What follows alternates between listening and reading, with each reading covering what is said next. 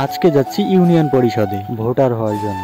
তোমরা তো সবাই জানো একটি দেশের নাগরিকত্ব পাওয়াটা কতটা জরুরি। একটি দেশের নাগরিকত্ব পেতে হলে তাকে 18 বছর হতে হবে। আমার তা পূর্ণ হয়েছে। এখন আমি আর আমার চাচাতো ভাই সাজ্জাদ যাচ্ছি ছবি তোলার জন্য। আমাদেরকে একজন নিতে আসবে মোটর সাইকেলে করে। তাই আমি আর আমার চাচাতো ভাই হাঁটতে হাঁটতে চলে আসলাম 1 কিলোমিটার পথ। সে আসার কথা বলছিল, এখনো সে আসেনি। এই দেখো, সে আসার কথা ছিল মোটর সাইকেলে করে আমাদের নিয়ে যাবে, কিন্তু সেই আসলো পায়ে হেঁটে। কি আর করার, এখন সমস্ত রাস্তাটাই হেঁটে হেঁটে যেতে হবে।